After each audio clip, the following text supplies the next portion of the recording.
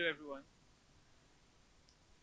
When I was invited to come and speak at TEDx, I asked the organizers, what is the theme of the event? And they said limitless. I said perfect, because that word limitless sums up my life, and you will understand in this speech. What if the limits you believe about yourself aren't real? What if the ultimate life saving tool you need was something you already have sitting in your home, abandoned? And what if it was just a pencil? Today, I will show you the liberating power of art and how drawing saved my life. And by the end of this talk, it might just save yours too. Art is life. Art is beauty. Art is one of the oldest forms of human communication and self expression. It is one of the earliest ways human beings prove to themselves that we can create something out of nothing. And drawing is the very first step of that creative process in the physical realm.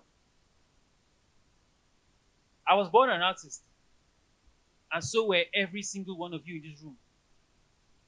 Whether you believe it or not, you're all artists. You just haven't attended to your gift yet. Like Pablo Picasso once said, every child is born an artist.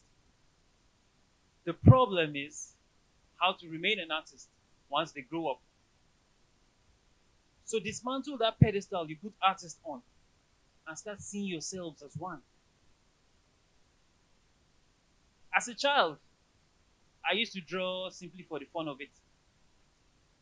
I didn't think much of it. I just loved the process. But I abandoned it when life hit me. And life hit me hard. At the age of 16, I lost my father. As if that wasn't bad enough. The next 4 years, at 20, I lost my mother. And the very next year, I lost myself. Not to death, but to a landscape characterized by pain, anxiety, and hopelessness. That, by the way, is the definition of hell, in case you've ever wondered what hell is. It is truly traumatic. So, my question to you is, how does a young orphan move from that place of absolute misery to this one, standing before you, living a meaningful life? Stay with me. I am going somewhere. At 23, desperate and exhausted from searching for a way out, I had tried many things. I failed at all of them. I decided to stop searching externally for an escape route. And I turned my attention inwards. And buried deep inside me, I rediscovered the answer I had been looking for all along. The answer for me was drawing. Not because it made me rich and famous overnight, but because it gave me a language when I had no words. It gave me an identity when I had none.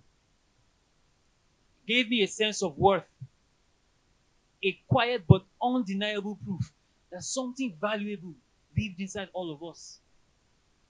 And ultimately, it gave me an escape route out of hell.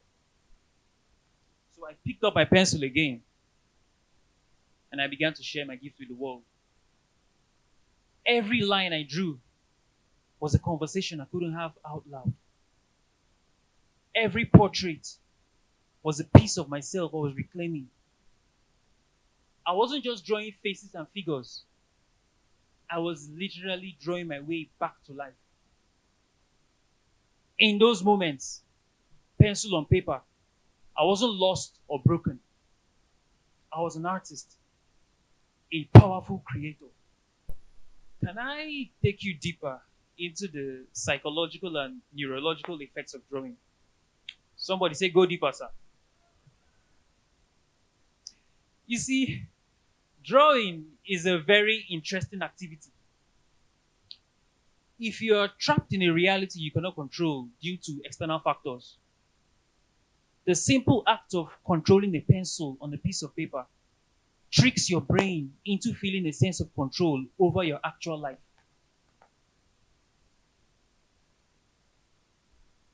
But it goes way beyond a psychological trick. Drawing actively regulates your nervous system. The repetitive physical motion of drawing engages your nervous system and forces a physiological calm that communicative therapy cannot achieve. By creating a micro universe on a piece of paper, you are essentially providing exposure therapy for your brain and proving to your nervous system that you can, in fact, transform chaos into order. Because on that piece of paper, you dictate the terms. You are the boss. You decide where the shadow casts, where the light hits, where the line goes. You are the ultimate authority, not your trauma. You. So I came to this conclusion that drawing is one of the antidotes to a traumatic experience. Write that down.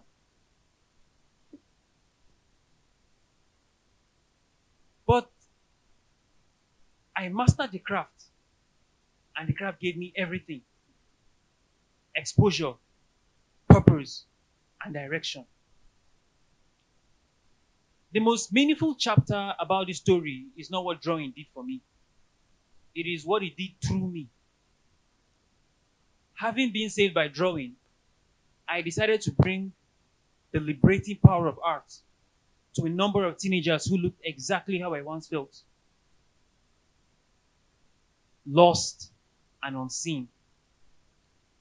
And I taught them how to draw in the hopes that it will transform their lives the way it transformed mine. And it did. I watched those teenagers transform before my eyes. I watched how joy replaced shame on their faces as their drawing began to take shape. I watched them discover, in the same way I had, that there was something valuable inside of them worth offering to the world. Today, those young people are living meaningful lives. Their parents are proud of them, and every single one of that transformation began with a single line on a blank page. So I'm going to end by asking you this: what did you abandon when life hit you?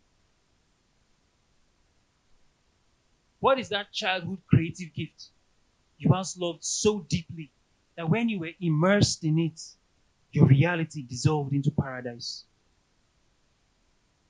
Get back to it. Your natural talent, no matter how ordinary it may seem, is not just a hobby. It may be the very instrument your transformation is waiting on. The question is not whether you have it or not. You do.